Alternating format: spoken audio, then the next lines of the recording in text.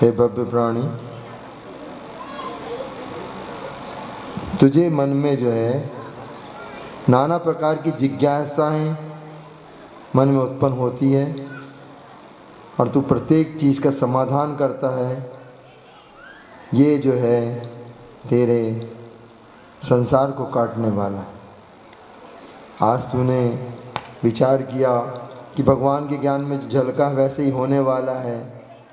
फिर काय हो अधीरा, काय हो अधीरा, इसका मतलब ही क्या हो रहा है? जब अधीर होने ही वाला होता तो फिर ऐसा ये जो श्लोक में नहीं आता। इसका अर्थ ही है कि वहाँ पर काय हो अधीरा कह रहा है कि अधीर भी हो सकता है, क्योंकि जब वो अधीर होने वाला निश्चित था तो फिर ये शब्द नहीं आता। इसका अर्थ ही होता है कि वहाँ पर पुरुषार्थ भी किया जा सकता है। वीतराग भगवान जो हैं वो जो है नित्य भी देखते हैं, अनित्य भी देखते हैं। प्रत्येक चीज़ जो है इस प्रकार नहीं है कि सब नित्य है। जो नित्य है उसको नित्य रूप में जानते हैं, जिसको अनित्य है उसको अनित्य रूप में जानते हैं।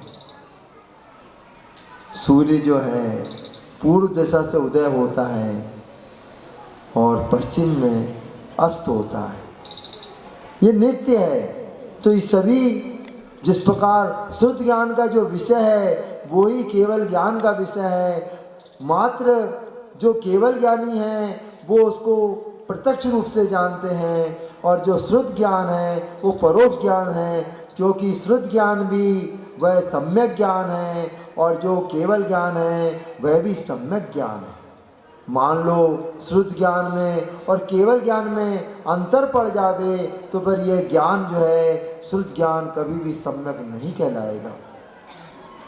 शुद्ध ज्ञान में जिस प्रकार बताया गया कि भाई तू पुरुषार्थ कर, धर्म को ध्यान कर, धर्म को धारण कर, सम्यक दर्शन को धारण कर, इसका अर्थ ही होता है कि यहाँ पर पुरुषार्थ की परम आवश्यकता है। वहाँ पर त्याग मार्ग बताया गया। त्याग का अर्थ ही होता है कि मान लो वो त्याग नहीं करता है तो वहाँ कर्म का आश्रय हो रहा है, परंतु जहाँ तू त्याग कर रहा है वहाँ आश्रय नहीं हो रहा है। इसका अर्थ ही हुआ कि यहाँ पर भगवंतों की यह आज्ञा हुई है कि वहाँ त्याग कर। जिस प्रकार भगवान ने जाना था भव्य है तो अभव्य है, तो सभी चीज प्रतिपक्षी रूप से होती है। और ये भी आया है कि जो पूर्ण रूप से नित्य ही मानता है तो समझ लो वह मिथ्यात्व है। तो जहाँ सर्वथा रूप से जिसने नित्य मान लिया है तो वहाँ पर जो है संसार कभी भी नष्ट नहीं होगा। जो लोग इस प्रकार कहते हैं कि सब क्रमबद्ध है, क्रम से होना है, क्रमबद्ध कहो चाहे नित्य कहो, दोनों पर्यायवाची शब्द हैं, इसमें किसी प्रकार का अंतर नहीं जानना चाहिए। जिस प्रकार कपड़ा सूखने ही वाला है, ज्ञान में जल का कपड़ा सूखने ही वाला है, परंतु कपड़े को आपने गीला ऐसे ही रख दिया, विशेष नहीं निचोया और आपने सुखा दिया तो उसको 8-10 घंटे लग जाते हैं सूखने के लिए। पर जो आपने उसको विशेष निचो करके सुखा दिया तो वो 2 घंटे में सूख जाता है। वही कपड़े को आपने जो है मशीन में डाल करके सुखा दिया तो वो 10 मिनट में सूख जाता है। यही तो पुरुषार्थ है। इसी प्रकार से मान लो तुझे कोई बीमारी हो गई है और तुझे मरना ही है तो फिर ये औषधि वगैरह की कोई आवश्यकता नहीं होती, परंतु औषधि के द्वारा तुझे बचाया जा सकता है। हाँ, ये जरूर है तेरी आयु वृद्धि को प्राप्त नहीं हो सकती, परंतु अकाल मरण को रोका जा सकता है। यही पुरुषार्थ है। इस पुरुषार्थ के द्वारा ही औषधि लेकर के तू अपना उपचार करता है।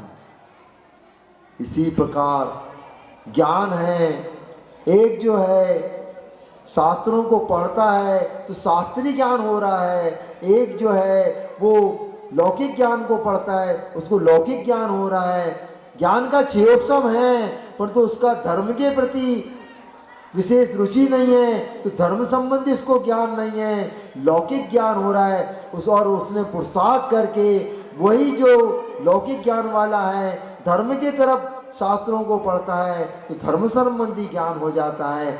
यही तो पुरुषार्थ है। इसी प्रकार से संयम धारण करना, ये क्या है? संयम का अर्थ ही होता है जिसने त्याग धर्म को धारण किया है, वही संयम को धारण करके, और कर्म जो हैं वो जब नष्ट होने वाले होंगे, फिर तपसा निर्जरा ये सूत्र व्यर्थ हो जाएगा।